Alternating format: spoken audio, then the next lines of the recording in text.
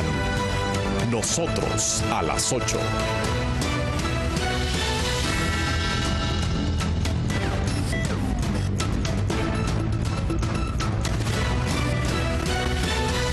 Nosotros a las 8. Apreciados amigos de todo el país, ante ustedes Nosotros a las 8. Juan Taveras Hernández, Juan TH, Giorgi Rodríguez. Hoy un programa que sé será de gran interés para el país. Una voz autorizada, un profesional de alto nivel de la economía, decano de la Facultad de Ciencias Económicas y Sociales de la Universidad Autónoma de Santo Domingo. Pero lo más importante, un apreciado y gran amigo tanto de Juan TH como mío, el doctor Antonio Ciriaco Cruz. Buenas noches. Buenas noches, Giorgi, buenas noches, Juan. Siempre estamos prestos a las invitaciones que tan gentilmente ustedes siempre me hacen. Yo le dije a Giorgi Rodríguez que te pusiera en la nómina, pero él, miserable, no te quiere poner en la nómina. Sí, porque esto ha sido ya el programa de nosotros, cuando tenemos temas tan importantes como lo relativo a la economía del país. Por cierto, el presidente Luis Abinader, en su discurso de rendición de cuentas, se refirió mucho al tema de la economía. Así es. Lo hizo con mucha propiedad, porque además de tener todas las cifras en sus manos, es economista de profesión. ¿Qué te pareció a ti en lo personal el discurso en sentido general? Y luego vamos a particularizarlo. Mira, Juan, el discurso del señor presidente de la República ante la Asamblea Nacional fue un discurso donde las cifras de rendición de cuentas y básicamente del comportamiento de la economía el año pasado le brindó en bandeja de plata una cantidad de información e indicadores. Y quizás eso motivó a que ese discurso de más de 80 páginas y de 2 horas y media de duración, prácticamente un 80% fueron temas vinculantes con la economía. Y necesariamente el comportamiento que tuvo la economía dominicana en el año 2022, viéndolo siempre en el contexto en que se desarrolló una guerra de Ucrania que se inició en el mes de febrero, se tensaron mercados internacionales de la materia prima, petróleo, y la economía dominicana terminó con un crecimiento en la vecindad del 5%. Pero ese dato no solamente se queda ahí. Cuando uno ve a los sectores que tuvieron incidencia importante, por ejemplo, el sector de las zonas francas, fue un sector que tuvo un crecimiento importante y el presidente de la República hizo mención de ese crecimiento, un 9%, más de 192.000 empleos que se crearon básicamente a partir de las zonas francas. El tema del turismo generó 7.000 millones de dólares, más 7 millones de turistas. Y todo eso, el tema de la inversión extranjera, 3.900 millones de dólares en inversión extranjera. Esos datos, crecimiento importante de la agropecuaria, crecimiento importante del sector de la manufactura nacional, local. Todos esos datos, evidentemente, le brindaron en bandeja de plata al presidente de la República hacer un discurso. Las reservas monetarias. La reserva monetaria por encima de los 14.000 millones de dólares. Y eso le permitió ser muy fluido con indicadores. Y de eso se trata. Incluso cuando tocó el tema del salario mínimo. Y el salario mínimo, y eso hay que decirlo, ha tenido un proceso, y eso incluso incluye otros gobiernos, de crecimiento importante.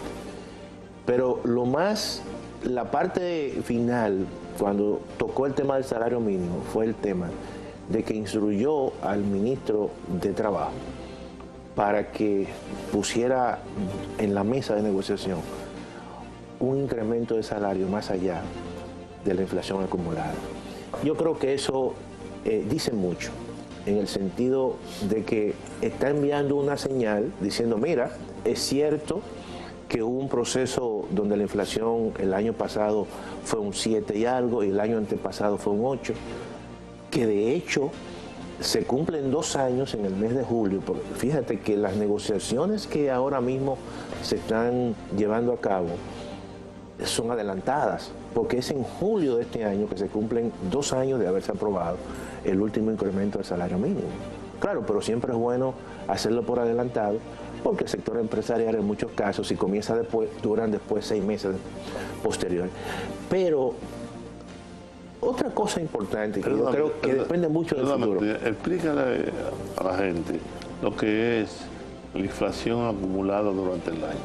Fíjate, generalmente, y eso es muy importante, esa pregunta que tú me haces, Juan, el Banco Central tiene y se ha determinado a partir de una encuesta, la encuesta nacional de gastos e ingresos de los hogares, que hay 366 productos que son básicos, que la gente consume mucho en todo el país.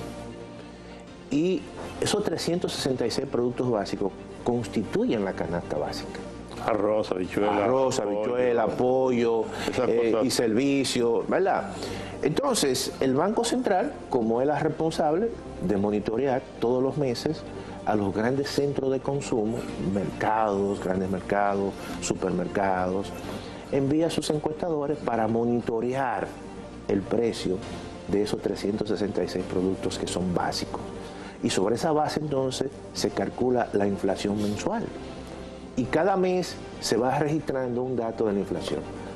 El primer mes fue 1%, el segundo mes fue 0.5%, y al final de los 12 meses se acumulan la inflación del mes de enero, de febrero, de marzo, y eso te da un dato. El año pasado, esa inflación... 7, claro, 8, 10, claro, 12, entonces el año pasado esa inflación fue 7.80. Y el año 2021 fue 8 puntos y algo. La suma te va a dar un 16% y alguito. Entonces, ¿qué dice el presidente de la República? Dice, mire, ministro de Trabajo, yo lo instruyo a usted para que en las negociaciones como gobierno, ya es una propuesta, se inicie a partir de un incremento que sobrepase la inflación acumulada. Ya eso, yo, incluso fue la parte que más a mí personalmente me gustó, porque ya eso pone sobre la mesa una solución posible. Dice, espérate, yo te voy a cubrir a ti como trabajador todo lo que se perdió en los años posteriores, 2 años últimos posteriores. Entonces yo creo que eso es un elemento de justicia redistributiva y mejora aún más la capacidad de compra que ha tenido el salario mínimo en la República Dominicana. ¿No cree que eso debería hacerse como en otros países automáticamente todos los años? Todos los años, por ejemplo, la acumulada se indexa, todo se indexa. Claro, se indexa automáticamente. Automáticamente. Y eso, esa propuesta, Juan, qué bueno que tú lo mencionas, eso permite que no se amplíe la brecha entre lo que es la inflación y el salario mínimo, y eso no permite aumentar la capacidad de compra y adquisición de bienes y servicios de la gente. Entonces yo creo que eso, como medida de política pública, el presidente de la República en ese discurso, en esa pieza oratoria, lo puso sobre la mesa. Yo creo que eso es importante en términos de un mandatario, inducir precisamente a que las partes, tanto el sector privado, lo que son los empleadores, el sector, ¿verdad?, que emplea muchos trabajadores, y el sector trabajador sobre la mesa puedan llegar a una solución lo más pronto posible. Yo creo que el sector empresarial no la va a rechazar, porque el año pasado la iniciativa precisamente del arreglo salarial viene del CONEP. Entonces, claramente ahora hay un elemento común que se puede llegar a un punto común y entonces llegar a un acuerdo posible. Ese fue un elemento muy importante en el discurso del presidente de la República. Ahora, para fines futuros de este año 2023, y eso incluso se plasma en la ejecución presupuestaria de este año, los 2 primeros meses, si ustedes observaron, el presidente de la República no solamente hizo hincapié en los aspectos económicos, puramente, en la inversión pública hizo mucho énfasis. En obras que yo creo que mejoran la capacidad productiva de la economía, que mejoran los servicios públicos. Por ejemplo, terminar la segunda línea del metro. Eso es un servicio público de transporte que disminuye costo y también disminuye la capacidad, el gasto de bolsillo de la gente. Oye bien, o el hecho de que tú termines la circunvalación de Asua o de Baní o la de San Pedro de Macorís, cuando, por ejemplo, yo que por motivos académicos viajo a Barahona, todo el trayecto que tú pierdes cuando cruzas Baní, el centro de Baní, o cuando cruzaba, por ejemplo, Asua, un trayecto, en esos dos trayectos perdías tú casi 45 minutos. De manera que todo eso implicaría que de ahorro, combustible, de tiempo, todo eso es muy importante. Y cuando el presidente, y yo leí el discurso completo, lo leí, 80 y pico de páginas, luego yo revisé las estadísticas de la ejecución presupuestaria de este año, los 2 primeros meses. Y déjenme decirle lo siguiente. Comenzando el año, el gobierno está gastando el 11% de todo el gasto en gasto de capital en infraestructura. El año pasado, en la misma fecha, estaba gastando el 5%. ¿Qué significa eso? Que este año, consciente de por una serie de razones, la economía quizás, ¿verdad?, por el entorno va a terminar creciendo un poquito menos, pero consciente de que lo importante ahora, más que las políticas del sector privado, son las políticas públicas de inversión pública, que son las que van a jalar la economía y van a terminar básicamente con un tema, con un encadenamiento en todo el resto de la economía. Yo creo que eso se está reflejando en las estadísticas y además en el discurso del presidente de la República en su alocución. Doctor, tenemos que hacer una pausa. Con su permiso, regresamos en breve.